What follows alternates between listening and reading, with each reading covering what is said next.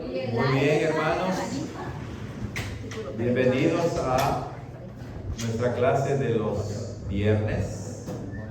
Continuamos con el estudio de la confesión belga. Hoy llegamos al artículo 30. Recuerden que artículos 29 y 30 han hablado acerca de la iglesia. ¿Okay? Artículo 29 habló acerca de la iglesia invisible, ¿verdad?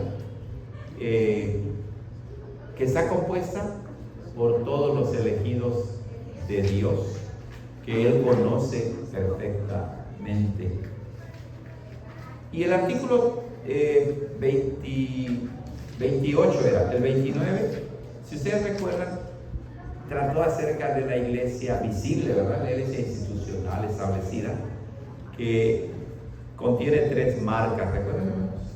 La primera es la predicación fiel de la palabra de Dios.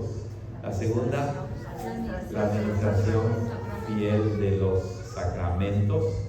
Y tercero, la administración fiel de la disciplina cristiana, ¿verdad? Y luego se habló acerca de las marcas de los creyentes verdaderos, ¿de acuerdo? Y entonces dijimos que la marca central de los creyentes verdaderos es la fe, pero de ahí se derivan otras marcas como huir del pecado, no desviarse ni a la derecha ni a la izquierda, buscar la justicia y mucho más, ¿ok?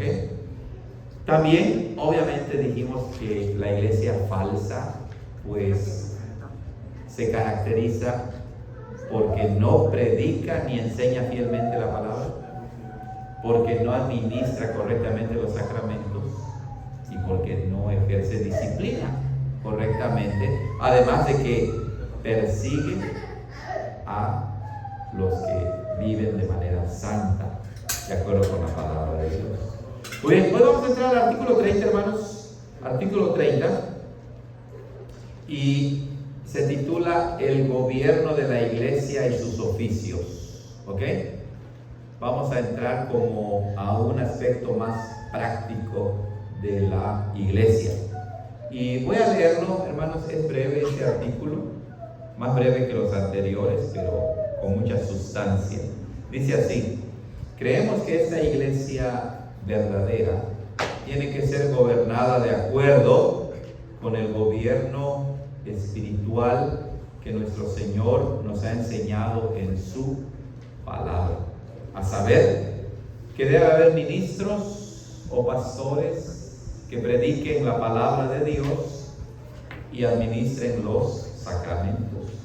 También ancianos y diáconos que junto con los pastores forman el concilio o consejo de la iglesia.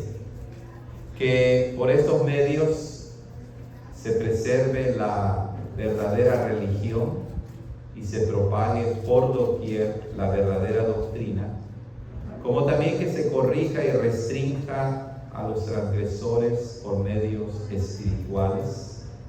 También que se alivie y consuele a los pobres y afligidos según sus necesidades. Por estos medios todo debe conducirse con buen orden y decencia en la iglesia, al escogerse a hombres fieles, de acuerdo con la regla prescrita por el apóstol Pablo en su epístola a Timoteo. Ahí tenemos el artículo, hermanos. Así que vamos a empezar a analizar el artículo 30, el gobierno de la iglesia y sus oficios. Creemos que esta iglesia verdadera, dice el artículo, y obviamente cuando dice esta iglesia verdadera, se aplica a la iglesia como se ha explicado en el artículo 28, artículo 29, la iglesia compuesta de todos los elegidos de Dios, y también cada iglesia local con las marcas de la verdadera iglesia, que incluye a las familias, que incluye a los padres juntamente con sus hijos, y todos aquellos que creen en Cristo, que son miembros de la iglesia. Entonces, creemos que esta iglesia verdadera tiene que ser gobernada de acuerdo con el gobierno espiritual que nuestro Señor nos ha enseñado en su palabra. Noten cómo la confesión de fe dice que es un deber santo que la iglesia sea gobernada, sea conducida, sea dirigida. No puede existir ninguna institución sobre la faz de la tierra que no tenga un orden, que no tenga un gobierno. ¿Okay? Una de las imágenes o analogías que la Biblia usa para referirse a la iglesia es que es una familia o un cuerpo. Y entonces, en una familia como en un cuerpo hay orden, hay dirección. De la misma manera, la iglesia debe ser gobernada. Debe haber líderes, como vamos a ver, que enseñen la palabra. Pero la confesión de fe dice que debe ser gobernada de acuerdo con el gobierno espiritual que nuestro Señor nos ha enseñado en su palabra. Entonces, lo que debe quedar claro, entre otras cosas, es que el gobierno de la iglesia, el orden de la iglesia es espiritual. Es decir, es un gobierno que ha sido revelado por el Espíritu Santo. ¿Ok? El Espíritu Santo que ha regenerado a las personas, que los ha convertido. El Espíritu Santo que mora en nosotros. Entonces, el gobierno es espiritual en primer lugar porque proviene del Espíritu Santo. Eso quiere decir, hermanos, que el gobierno de la iglesia no es físico o a la fuerza. Aunque en la iglesia hay disciplina, la disciplina es espiritual. No somos el Estado que, si no te portas bien, viene y te agarra físicamente y te mete a la cárcel o algo así. No es un gobierno político, no es un gobierno económico, no es un gobierno coercitivo, ¿verdad? Es un gobierno espiritual, porque está gobernado por el Espíritu, y el Espíritu gobierna a la iglesia a través de la palabra que Él mismo inspiró. Eso debe quedar muy claro. Por eso es que, desde un punto de vista, la iglesia es una asociación, es un conjunto, es una comunidad donde la membresía es voluntaria, por un lado. Por otro lado, la membresía es una santa obligación que el mismo Espíritu Santo pone, ¿verdad?, en nosotros, y sentimos el deber de unirnos. Cualquier cristiano verdadero va a sentir ese santo deber de ser miembro de la iglesia. Pero por otro lado, el ser miembro de la iglesia, como es una obra del Espíritu Santo, no es una imposición humana. Por eso es que la gente, ¿verdad?, que viene a nuestras iglesias no se le ha obligado físicamente, es voluntario. ¿Ok? Entonces, este gobierno es espiritual, y la confesión dice que ese gobierno es el que nuestro Señor Jesucristo nos ha enseñado en su palabra. ¿Recuerdan ustedes que hace 2 domingos, prediqué sobre Mateo 18, cuando habla acerca de la disciplina en la iglesia? ¿Verdad? Bueno, directamente la enseñanza la impartió nuestro Señor Jesucristo. Igual, ahí el gobierno, la disciplina, el orden es espiritual. El Señor dice: si un hermano peca contra ti, ve y habla con él, muéstrale su pecado, y si se arrepiente, gloria a Dios, ordena a otro hermano.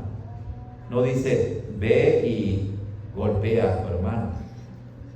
No dice eso, aunque sucede eso en las iglesias, ¿verdad?, por el pecado. No dice después: si no te oye a ti, agarra 2 o 3 más y entre todos denle bien duro. No dice eso, ¿verdad? No dice eso. Entonces el gobierno es espiritual de acuerdo con los principios de la palabra de Dios que el Señor Jesucristo nos ha enseñado. Pero noten que dice después: creemos que esta iglesia verdadera tiene que ser gobernada de acuerdo con el gobierno espiritual que nuestro Señor nos ha enseñado en su palabra. ¿Eso qué quiere decir? Que todo lo que nosotros hacemos en la iglesia debe estar sustentado por la palabra de Dios. No hay nada, hermanos, que enseñemos en la iglesia que no tenga un apoyo bíblico directo o indirecto, es decir, a través de mandamientos explícitos o a través de principios generales de la palabra de Dios. ¿Ok? Entonces, todo lo que se enseña en la iglesia debe tener sustento bíblico.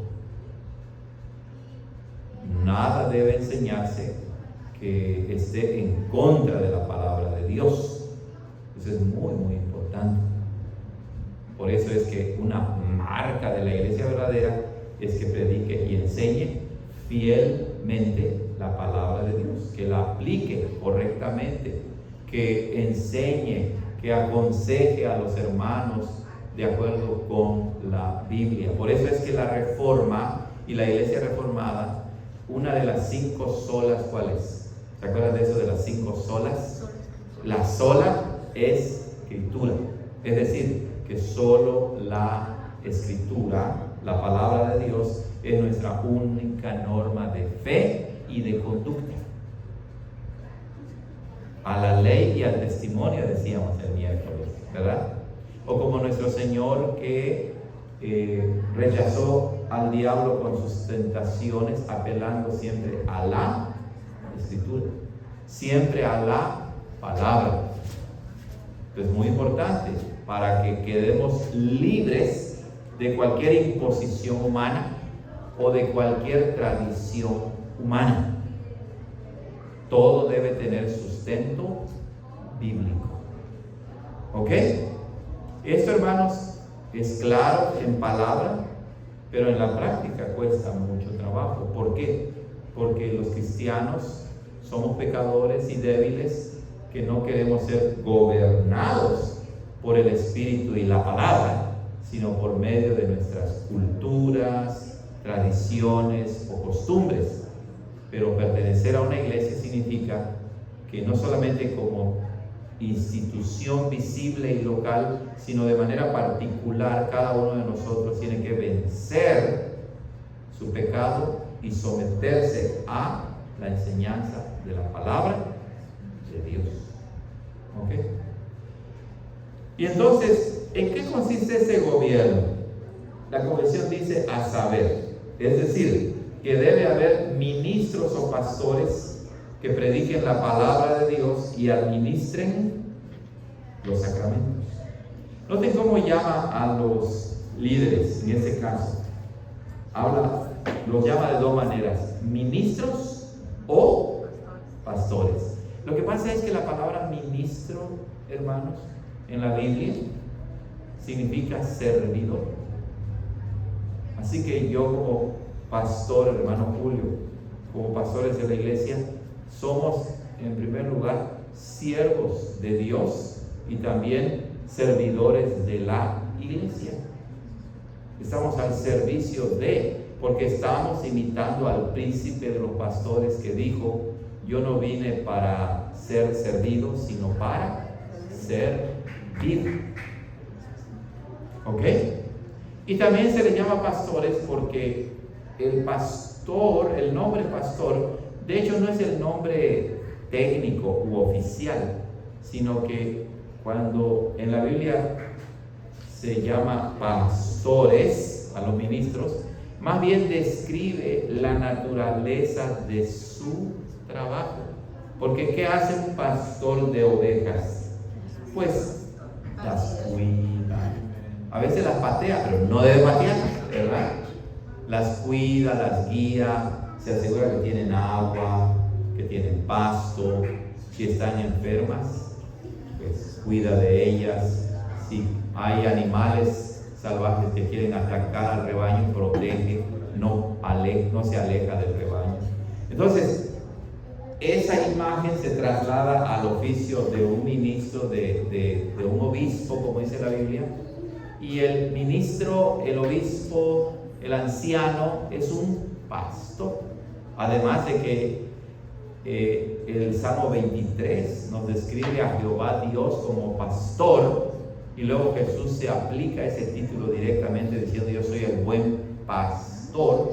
Así también nosotros somos pastores subordinados al príncipe de los pastores, al jefe de los pastores. Entonces, si tan solo entendiéramos eso, ¿verdad, hermanos?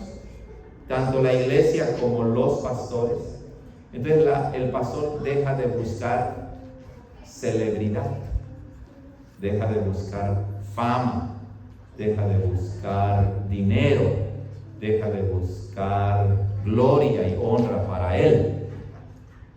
Y entonces el pastor sabe que su trabajo es un trabajo de sacrificio, es un trabajo de consagración, es un trabajo de lucha, y claro, también es un trabajo de mucho gozo y de mucha alegría.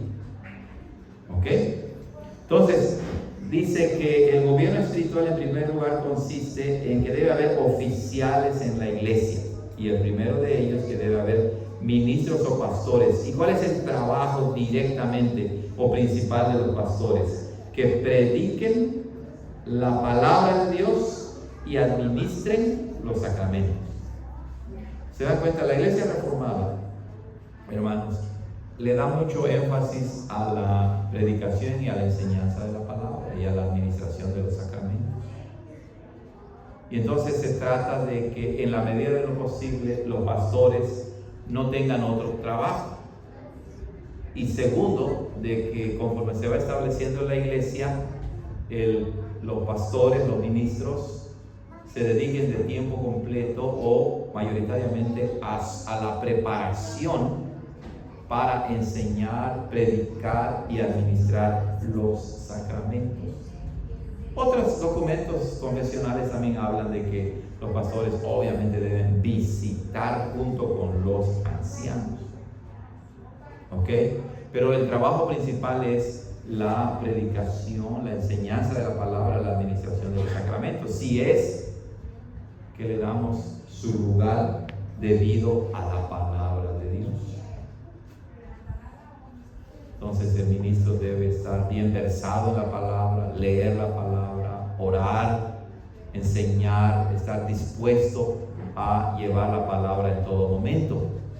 Y recuerden que la enseñanza de la palabra, hermanos, no solamente es los domingos, ¿verdad?, sino también entre semana, y también cuando el pastor, por ejemplo, da consejería, cuando el pastor platica, da un consejo, ahí también él está aplicando su trabajo de enseñar la palabra de Dios.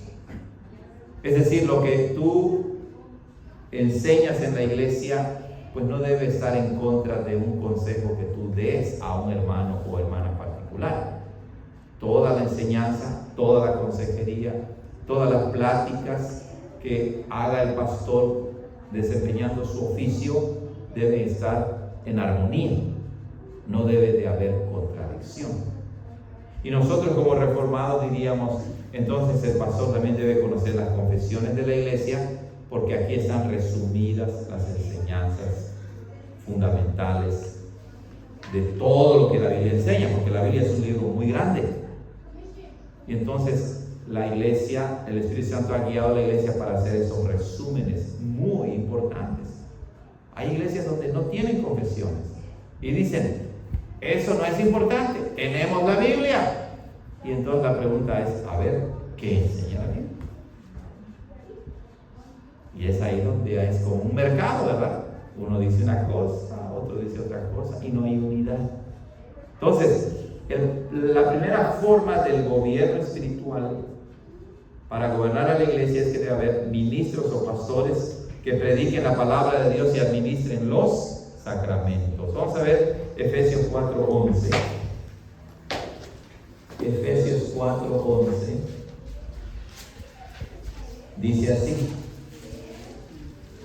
Dice ahí la palabra, hablando del Señor Jesucristo, dice: y Él mismo, el Señor Jesús, constituyó a unos apóstoles, a otros profetas, a otros evangelistas, a otros pastores y maestros, a fin de perfeccionar a los santos para la obra del ministerio, para la edificación del cuerpo de Cristo.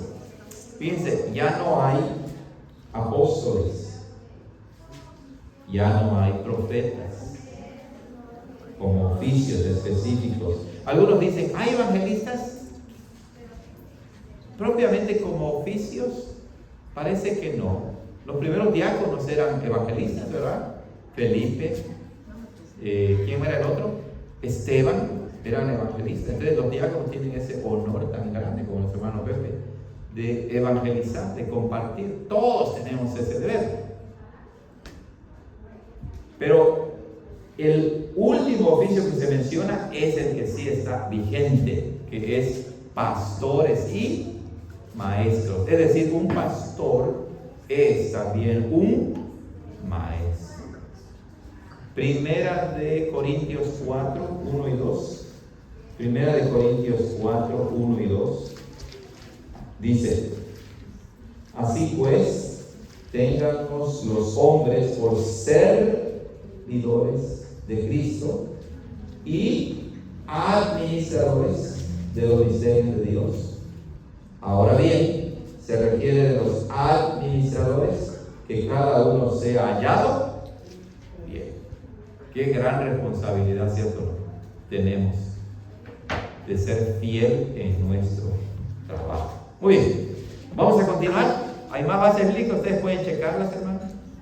Dice: además de ministros o pastores, también debe haber ancianos y diáconos que junto con los pastores forman el concilio de la iglesia. Vean, el pastor no es el que manda en la iglesia. En la iglesia hay tres oficios: pastor, ancianos y diáconos.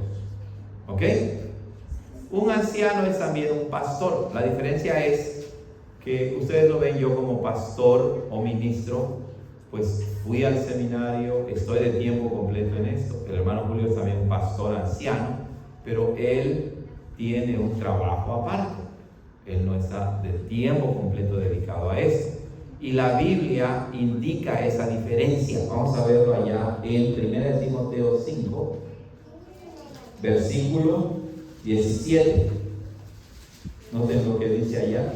1 Timoteo 5, 17 dice: los ancianos que gobiernan bien sean tenidos por dignos de doble honor, mayormente los que trabajan en predicar y enseñar. ¿Ya vieron? Hay una distinción. Los ancianos también son pastores. Por eso es que en la tradición reformada se ha llamado así a los ancianos: anciano docente que enseña o predica, y anciano gobernante que gobierna. Pero en realidad ambos gobiernan. Pero el ministro, el pastor, es el que está de tiempo completo dedicado a la predicación y a la enseñanza. Y además están los diáconos, ¿verdad? Los diáconos que tienen una función muy importante en la iglesia. No solamente se encargan de las finanzas, sino que los diáconos, hermanos, desarrollan el ministerio de misericordia. Ellos velan por las necesidades verdaderas que hay en la iglesia.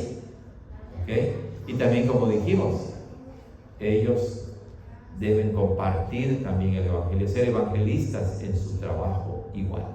¿Ok? Entonces dice ahí que también debe haber ancianos y diáconos que junto con los pastores forman el concilio de la iglesia, o lo que en otras iglesias se llama el consistorio. ¿Ok? Entonces, el consistorio está compuesto de los pastores, ancianos y diáconos. En otras tradiciones reformadas presbiterianas tienen otros nombres, como aquí es concilio o consejo. Otros le llaman consistorio, también nosotros le llamamos consistorio, y otros le llaman sesión, ¿okay? Sesión, que es la misma idea. Ahora, en nuestra iglesia local, el consistorio está compuesto de pastor, ancianos y diáconos, los tres oficiales. Y el concilio o consejo es solamente el pastor y los ancianos. Porque si hay una diferencia. Pepe lo ha visto ahora que es diácono, pues él está presente en las reuniones y está presente en las reuniones que tienen que ver en general con el funcionamiento de la iglesia, que como ahora, ¿verdad? El aire acondicionado, las finanzas, etc. Pero ya cuando se tratan de temas de disciplina, de consejería, entonces es algo que tiene que ver más directamente con el trabajo de los ancianos y pastores de la iglesia. ¿Ok? Entonces hay un grupo de líderes que gobiernan a la iglesia y que se reúnen al menos una vez por mes. Puede ser un poco más seguido, dependiendo de las necesidades de la iglesia. ¿Ok, hermanos? Muy bien, ¿algunas preguntas aquí? ¿Alguna pregunta? Bueno, ¿dónde se encuentran estos oficios? Bueno, ya vimos Timoteo, está en 1 Timoteo 5:17, ya lo leímos, pero ahí mismo también en 1 Timoteo capítulo 3, ahí está el requisito de los pastores, ¿ok? De los obispos, que la palabra obispo significa supervisor, y es lo mismo que un pastor o un anciano. Y luego en 1 Timoteo 3:8 está el requisito de los diáconos. También lo encontramos en Tito, ¿verdad? Tito, capítulo 1, empezando en el versículo 5, ahí está requisitos de ancianos y obispos. ¿Ok? Y el origen del diaconado está en Hechos capítulo, a ver quién lo recuerda. Hechos 6, ahí está. Ahí es clara la diferencia entre el trabajo de los diáconos y los ancianos, porque dice en el versículo 2 que los apóstoles dijeron: no es justo que nosotros dejemos la palabra de Dios para servir a las mesas. O sea, había un trabajo grande. Recuerden que al principio se convirtieron 3,000 personas, sin contar a las familias completas. Y luego hubo otra conversión masiva de ¿cuántos? 5,000. Entonces en Jerusalén había varias iglesias, había muchas necesidades, y servir a las mesas, es decir, la distribución de los alimentos que habían y otras necesidades, implicaba muchísimo trabajo. Y los apóstoles dijeron: bueno, o nos dedicamos a esto o nos dedicamos a lo otro. No podemos hacer las dos cosas. Para ello necesitamos servidores, diáconos. Y ahí está el origen del diaconado. Hermanas, por Pastor, en la Reina Valera, sí, donde se habla acerca de cómo debe ser un obispo y un diácono, sí. en el versículo 11 ¿De cuál? de 1 Timoteo 3, Sí. dice, Uh-huh. están dando los requisitos de cómo debe ser un diácono, ¿verdad? Sí. Pero el versículo 11 dice: las mujeres asimismo sean honestas, no calumniadoras, sino sobrias, fieles. Entonces da el indicio como que también hay diaconisas, porque está hablando también de los diáconos. Aquí la veo, ¿verdad? Sí, claro, sí. Algunos piensan que sí debe haber mujeres diaconisas, pero la gran mayoría de iglesias piensan que en realidad solamente está describiendo cómo deben ser las esposas de los diáconos.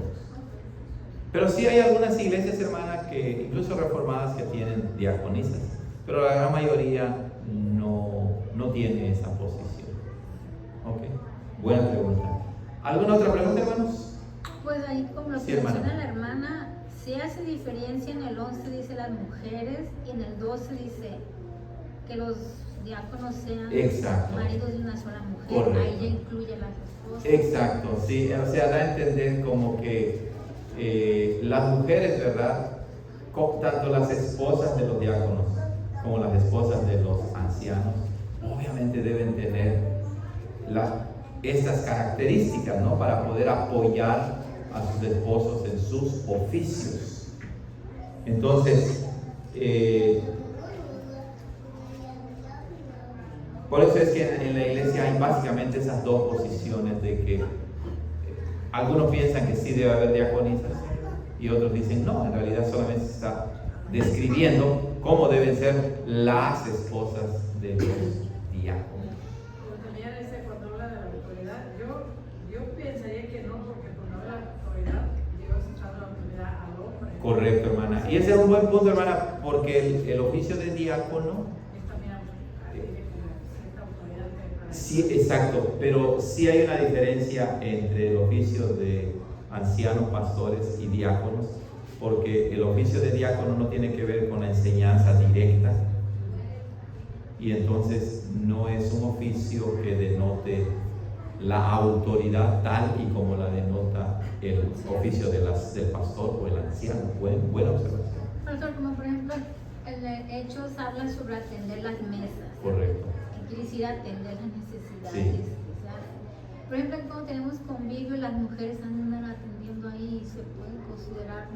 Es diferente porque son convivios, en cambio ahí era una necesidad.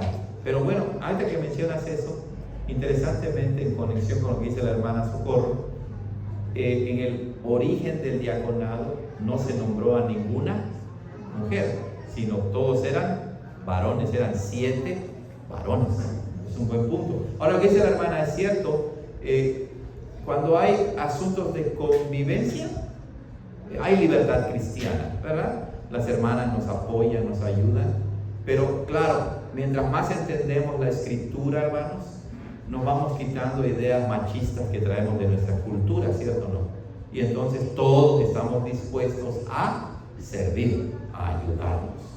Es un buen punto. Tener buen entendimiento de que uno sabe, por ejemplo, si vas a ayudar a alguien, le vas a ayudar. Exacto. Pero eso no tiene nada que ver con la autoridad. Exacto, hermano, no tiene nada que ver con el oficio. Esa es muy, muy importante esa distinción.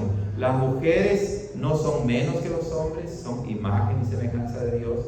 Las mujeres no son menos inteligentes que nosotros, hay mujeres mucho más inteligentes que nosotros. ¿Por qué las mujeres no son pastoras o ancianos o diáconos? Porque el Señor no lo ha mandado en su palabra. Así de sencillo, simplemente. No es por machismo, no es porque sean inferiores, no, de ninguna manera. No nos creamos más sabios que Dios, ¿verdad? Es simplemente el orden de Dios. Muy bien, buenos comentarios, continuamos para terminar y dice, ¿todo esto para qué es? Dice, para que por estos medios se preserve la verdadera religión. ¿Qué quiere decir eso? Pues la verdadera iglesia, la verdadera doctrina cristiana. Y también, no solamente para que se preserve o se conserve, sino también para que se propague por doquier la verdadera doctrina. Entonces debemos enseñar internamente, pero también debemos de llevar el evangelio hacia afuera, invitar, ¿verdad? Para que otras personas vengan a la iglesia. Y luego dice, como también que se corrija y restrinja a los transgresores por medios espirituales. Noten ahí como las 3 marcas de la iglesia otra vez, ¿verdad? La enseñanza correcta de la palabra, la administración correcta de los sacramentos y la disciplina en la iglesia. Pero otra vez, la corrección es por medios espirituales. No es de que cometiste pecado y llévenlo allá atrás y pónganle una mera buena. No, ¿verdad? No es así. Así es. Es por medios espirituales, como ya aprendimos de Mateo 18 y de otros pasajes.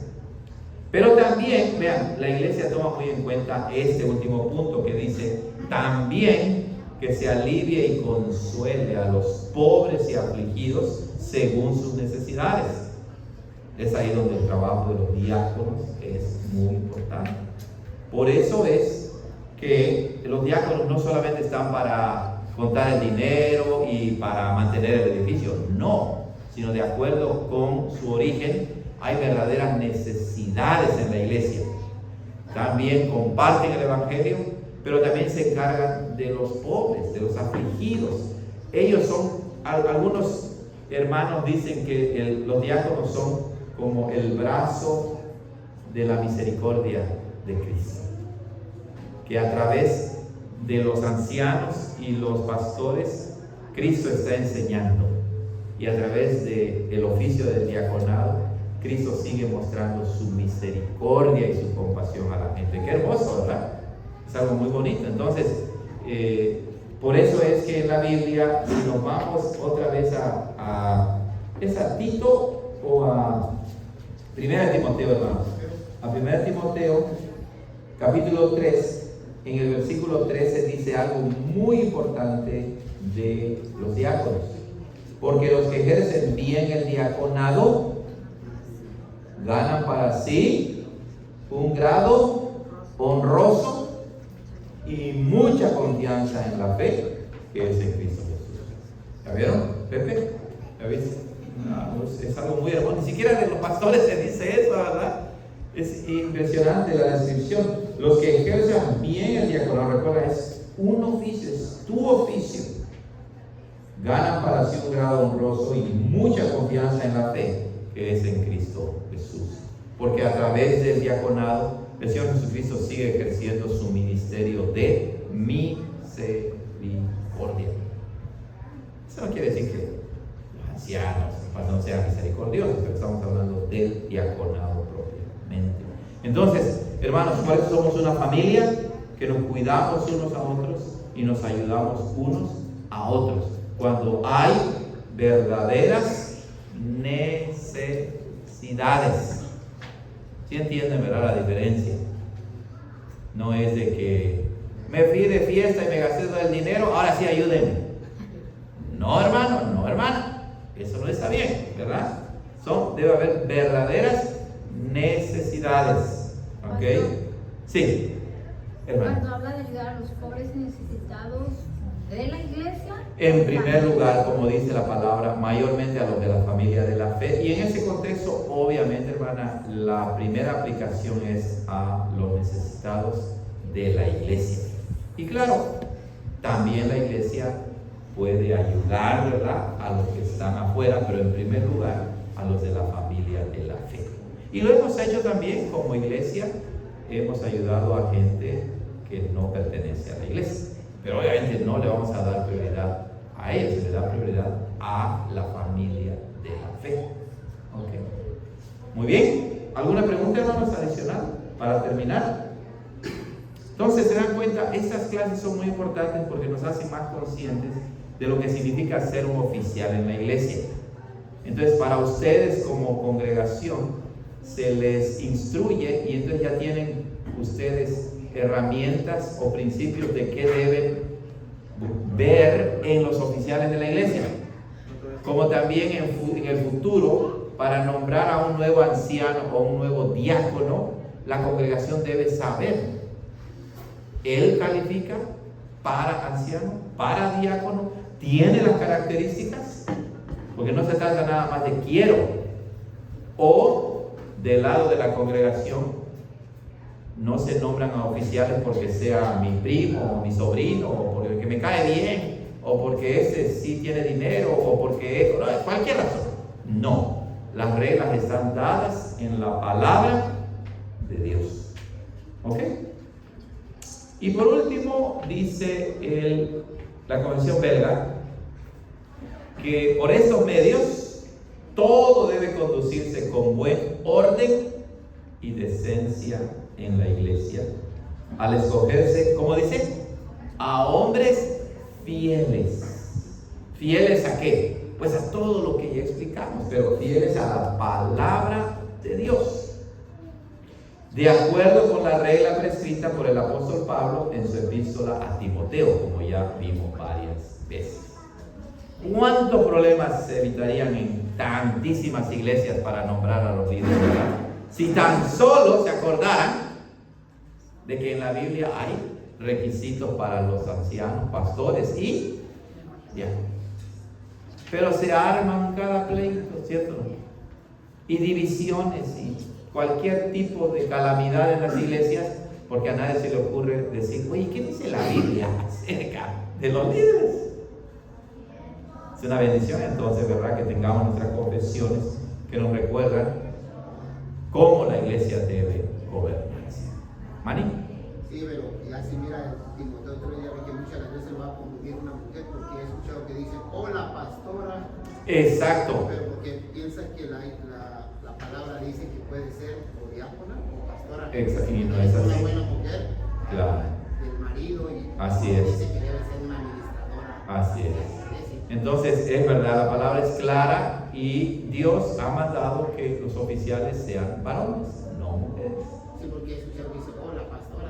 Sí. Entonces, si estás en una iglesia donde hay una pastora, ¿es una iglesia fiel? No lo es. Está en abierta contradicción con la palabra de Dios. Así de sencillo. Y otra vez, no es machismo, no es que no querramos a las mujeres, no, de ninguna manera, sino es porque Dios así lo ha mandado en su palabra. ¿Ok? Muy bien, hermanos, ahí lo tenemos, hemos concluido con el estudio y vamos a terminar con una oración. ¿Ok? Oremos. Padre Santo, gracias porque has guiado a tu iglesia a través de la historia para redactar esas confesiones que resumen fielmente lo que la Biblia enseña acerca de todos los puntos de doctrina y en particular sobre la iglesia y su gobierno. Ayúdanos, Señor, para que nuestra iglesia se caracterice por ser fiel a tu palabra y para que todas las cosas se hagan con buen orden y decencia en la iglesia. Perdona nuestros pecados, Señor, cuando en la iglesia queremos hacer nuestra voluntad y no la tuya. Gracias por tu gracia y tu misericordia, que siempre nos perdona, por amor a tu Hijo Jesucristo, en cuyo nombre oramos. Amén. Muy bien, hermanos, hemos terminado. Que el Señor los bendiga y